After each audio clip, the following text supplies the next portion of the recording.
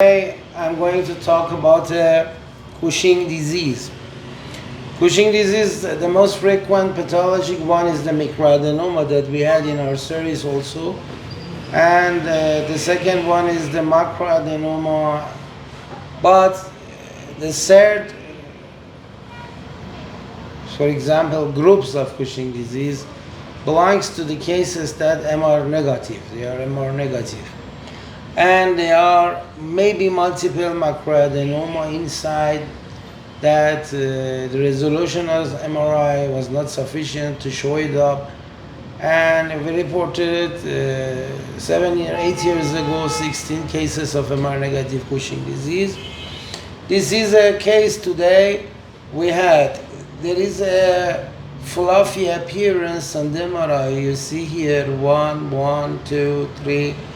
Really need to assess Cushing disease at this scale, really need.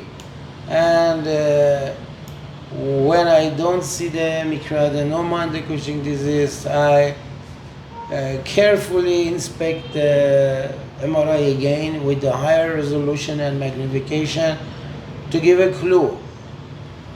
This depends on that. The patient's Cushing disease confirmed by the endocrinologist. It is very important that the expert endocrinologist confirm Cushing disease.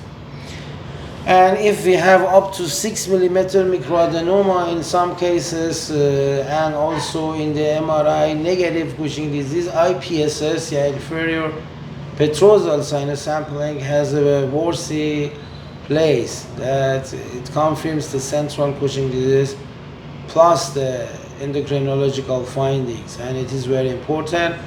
This patient had an IPSS with the positive and central one with the right side localization. This localization is not so strong in comparison with the centralization versus peripheral origin.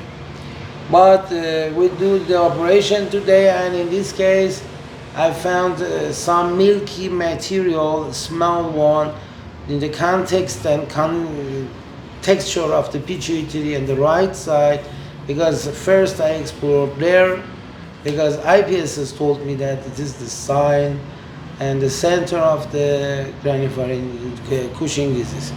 And we went to the other side and explored the left side also, and at last I was not satisfied, because I'm afraid that in the central part of the gland is still some foci of the ACTH producing microadenoma was present, and therefore we took measure to remove the whole pituitary and amputated the stalk, and I keep the stalk stump, because I believe that in the cases that we took the stump healthy, the patient's DI was controlled after the surgery better in comparison with total resection of the stalk. And therefore for this patient we removed the whole anterior pituitary, save the posterior gland, and save the stalk, although this stalk is disconnected with the posterior gland.